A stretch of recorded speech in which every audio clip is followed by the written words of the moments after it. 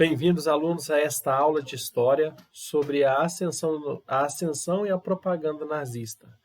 Como vocês já devem saber, né, a crise de 29 está totalmente relacionada à ascensão do nazismo.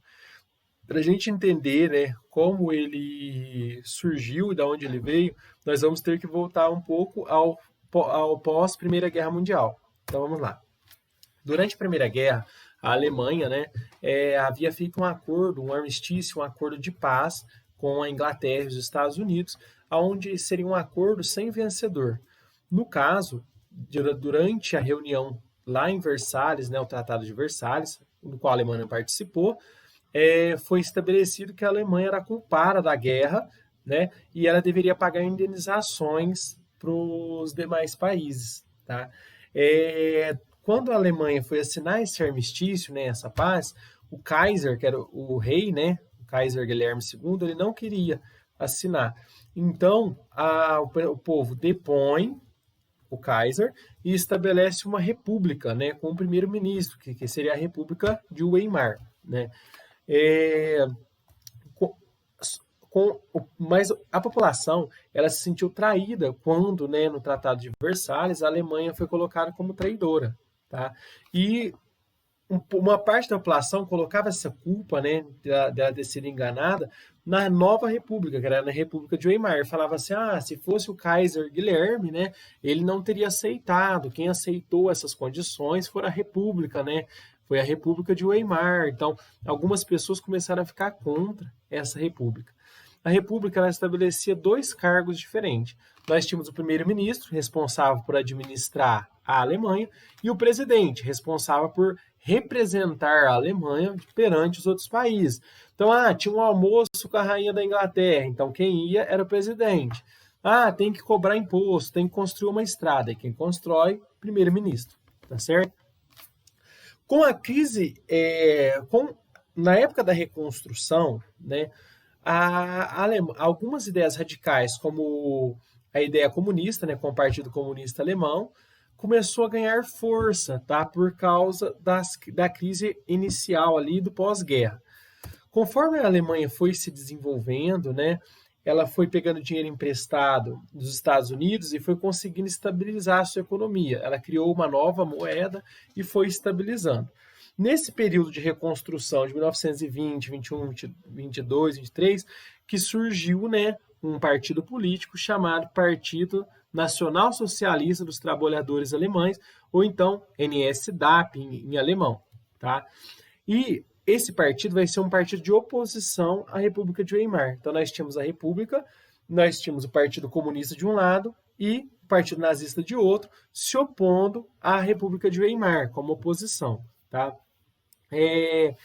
O Partido Nazista ele era um partido muito truculento, então assim, as reuniões dele chegou a ser proibidas durante uma época, né? E até em 1923, né, eles se reuniam numa cervejaria e aí eles tentaram tomar o poder, né, que é o putsch da cervejaria, mas não foi uma tomada de poder realmente, uma derrubada da República. Eles só anunciaram que estava tendo um golpe, que eles iam derrubar a República, não sei o quê, e aí o Hitler acabou preso. Durante esse período de prisão, ele escreveu um livro muito famoso, chamado Mein Kampf, Minha Luta, né, onde ele expõe a ideologia nazista, aquilo que os nazistas pensavam. Tá? E era tido como uma bíblia, né, no nazismo. O Hitler sempre falava, né, que a República ia entrar em crise, que o mundo ia entrar em crise. Durante esse período de reconstrução, quando a vida estava boa, ninguém dava bola para o Hitler. O que acontece? Quando começou aquela crise dos Estados Unidos em 29, né, e aí depois ela chega na Europa, o pessoal vai começar a enxergar o Hitler como, em vez de enxergar ele como um louco, que sempre falava do fim do mundo, de crise, de destruição, como um profeta, como alguém que tinha previsto a crise. Então, com isso, o Partido Nazista vai ganhar muita força. E aí, de 29 a 1932, ele vai ter um crescimento muito grande, tanto em membros filiados, quanto também em votos. Tá? Então, quando teve a eleição de 1932, o parlamento alemão vai ganhar a maioria das cadeiras do parlamento alemão vai ser ocupada pelo Partido Nazista, no total de 230 cadeiras, tá? E aí, esses nazistas, né, esses deputados nazistas, eles vão pressionar o presidente, que era o Hindenburg, né, que era esse senhorzinho aqui, era um general, um herói de guerra, a nomear Hitler como primeiro-ministro, ou seja, como administrador da Alemanha. E aí os dois dividiriam o poder, né? Hindenburg representaria a Alemanha perante os outros países e o Hitler administraria a Alemanha, né? Apesar do Hindenburg não gostar de Hitler, ele acaba aceitando, né? E Hitler é nomeado primeiro-ministro. Que é, na verdade, o nome que os alemães davam ao primeiro-ministro era chanceler, tá? Então ele vira chanceler. Com isso ele ele persegue a oposição, tá? Ele durante um ano ele fica no poder perseguindo a oposição. E ele junto com o Partido Nazista, ele tem uma ideia de fazer um atentado terrorista contra o parlamento, que é o Reichstag, né? Reichstag que é o parlamento, e para poder declarar estado de emergência, onde ele, o chanceler, teria mais poderes, como, por exemplo, dissolver reunião de pessoas, falar que horas as pessoas podiam sair ou não, né? Então, ele manda um grupo nazista colocar fogo no parlamento e ele culpa os comunistas de terem feito isso, falando que eles queriam fazer uma revolução comunista na Alemanha. E aí, com isso, ele fala, então, para proteger a Alemanha da ameaça comunista, eu vou declarar estado de emergência. Então, a Alemanha decreta estado de emergência, o Hindenburg é pressionado, né? E com isso, o Hitler pode prender os seus opositores, aqueles que não concordavam com as ideias dele, sem necessidade de julgamento, porque é estado de emergência. Então ele prende os membros do Partido Comunista e durante esse meio tempo aí, né, o Hindenburg, aqui está o incêndio no Reichstag, tá? Durante esse meio tempo o Hindenburg ele vai morrer, né, porque ele já era um senhor, e o Hitler, em vez de nomear um outro presidente, ele vai juntar o cargo de chanceler e de presidente em um só, que vai ser chamado de Führer, ou de líder. E aí nós temos início a Alemanha nazista, tá, de 1933. A gente tem uma ideia achando que Hitler, né, por ser uma ditadura, por ser nazista, né, que ele fez um golpe de Estado. E na verdade não, Hitler chegou ao poder democraticamente. E aí, dentro da democracia, ele organizou aquela democracia para acabar com a democracia.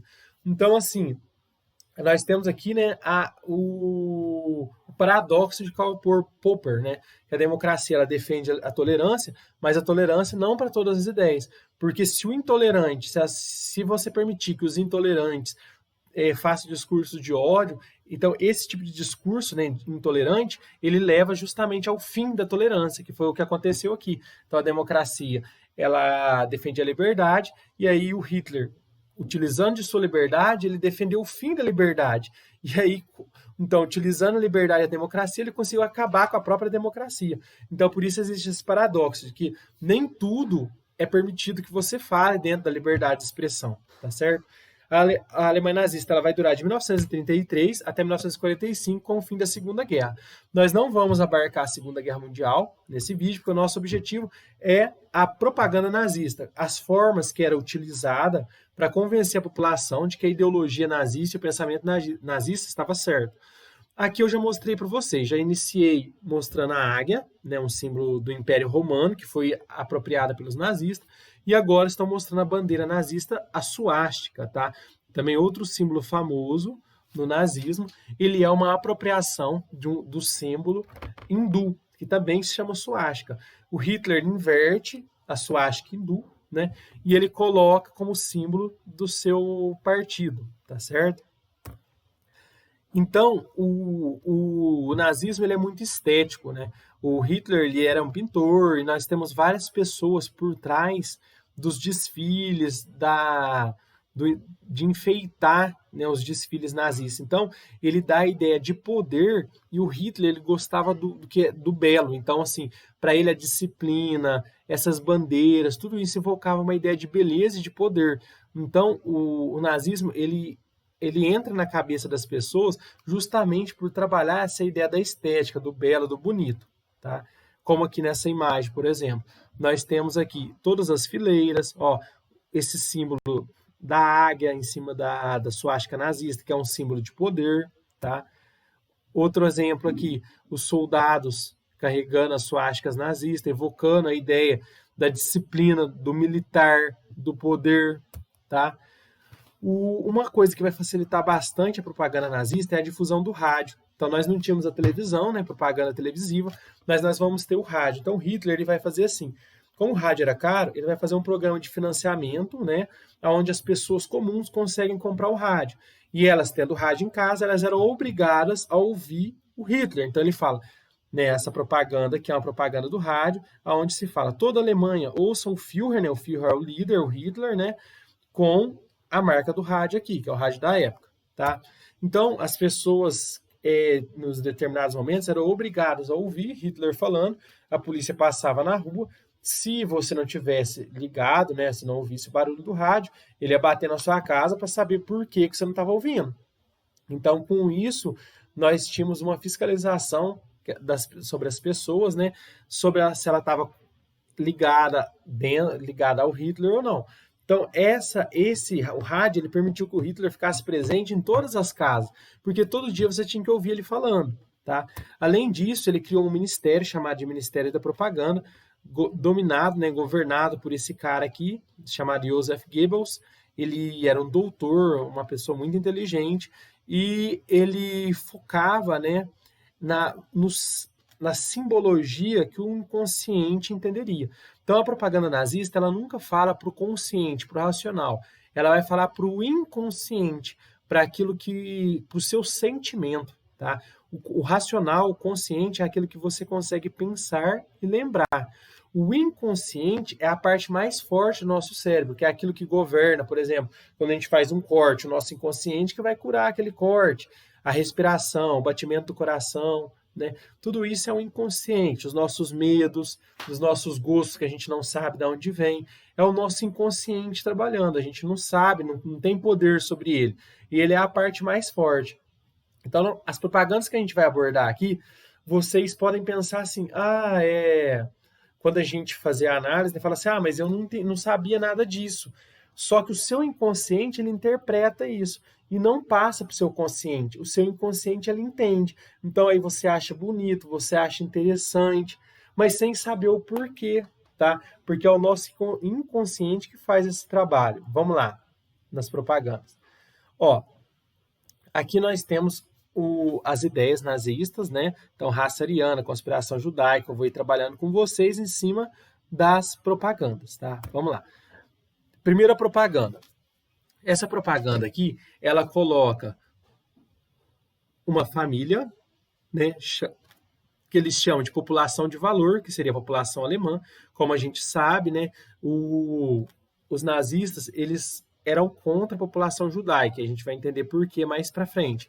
Mas outra coisa que eles eram contra era a mistura, né? Naquela época eles falavam raça, a gente sabe que hoje não existem raças humanas, tá, gente? Então, mas era a linguagem que Hitler usava, né? Que se você misturasse as raças humanas, entre aspas aí, porque não existe raça, você ia perder a origem da pessoa. Então, se você pegasse a população de valor, que é a população europeia para ele, a raça ariana, para ele, então, existia uma hierarquia entre o ser humano, onde o mais desenvolvido era o europeu, né?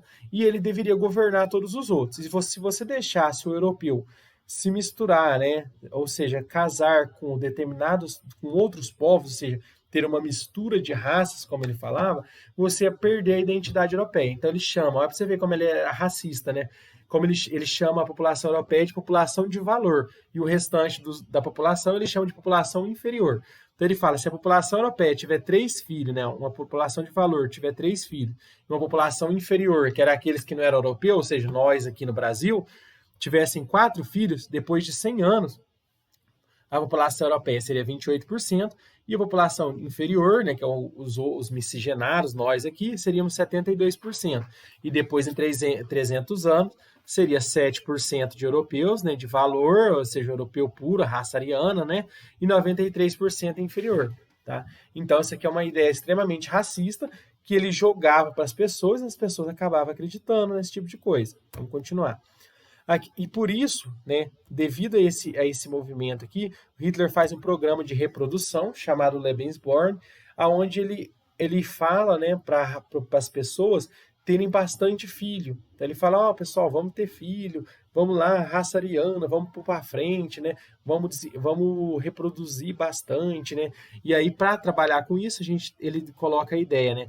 Uma mãe cuidando das crianças e atrás uma árvore, ou seja, a mãe, né, com o filho, ela é a árvore que vai sustentar a nação, tá certo? Então, invocando aquela ideia de que a mãe, tendo filhos, ela vai ser a mãe da nação, tá? A mãe da Alemanha. Tá? Continuando. Nós temos aqui duas imagens que evocam a ideia contra os judeus, o sentimento anti-judaico. Hitler acreditava numa conspiração mundial, né? Igual aquela nova ordem mundial dos Illuminates, só que o Hitler não falava que era o Illuminati que ia dominar o mundo, ele falava que eram os judeus que iriam dominar o mundo. Então ele falava assim que os povos judeus, né, tinham uma conspiração internacional onde eles iriam governar e dominar o mundo inteiro, né? E aí aqui nós temos uma propaganda chamada Judeu, o grande parasita do capitalismo mundial, capitalista mundial, que é o que está escrito aqui. E aí nós temos a estrela de Davi aqui no fundo, que é símbolo do judaísmo, né? Aqui nós temos um verme, né? Só que esse verme, reparem, ele tem um símbolo no olho, que é símbolo aqui, um símbolo do comunismo, né? E o outro é um símbolo do dinheiro. E repare que ele tem um nariz maior. Então, uma característica do povo judeu é ter um nariz, ele é um pouco maior. Então, esse verme aqui, ele tem características judaicas. E além de estar escrito, né, judeu, grande parasita, eles colocam características judaicas. Então, quando o povo olhava isso aqui, eles falavam, nossa, os judeus querem governar o mundo.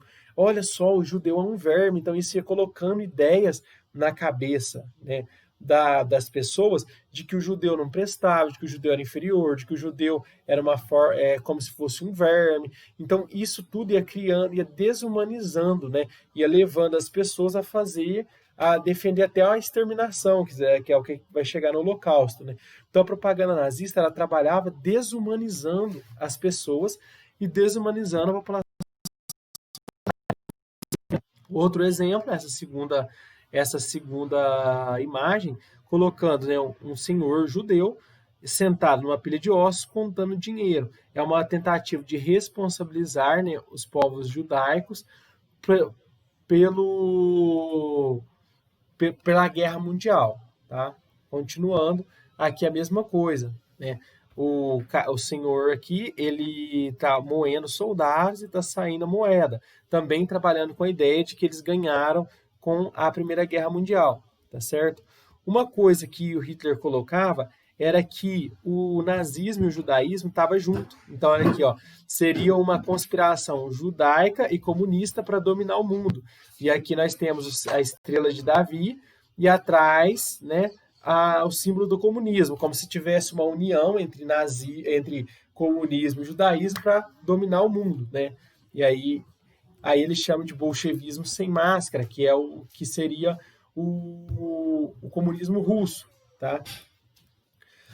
Aqui Hitler aparece como o Messias. Repara que eles colocam a ideia de uma águia vindo do céu. O Hitler está guiando a nação, porque as pessoas estão atrás, e ele olha para o futuro. Ó, reparem o olho dele. O olho reto, que assim, é aquele olho que olha para o futuro, que olha para o horizonte. Quando você está num lugar, né, muito alto, quando você olha para frente, é onde você quer chegar. Então, nessa ideia aqui, ele está evocando a ideia de que o Hitler sabia do futuro, de que o Hitler sabia onde queria chegar, tá certo? Então, também é uma ideia de que as pessoas deveriam seguir o Hitler. Então, quando a pessoa olhava essa imagem, ela falava, nossa, o Hitler é um grande líder, né, para eu seguir ele e tal. Então, as pessoas pensavam dessa forma, tá certo?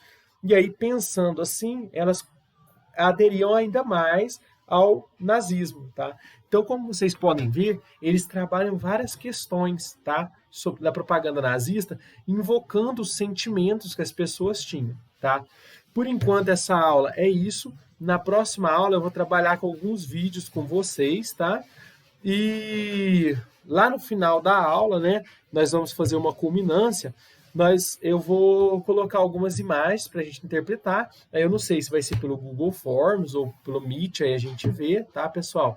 Mas a gente vai trabalhar assim e vai ser a culminância, infelizmente, vai ser dessa forma devido à pandemia, tá? Então, tudo de bom, bons estudos.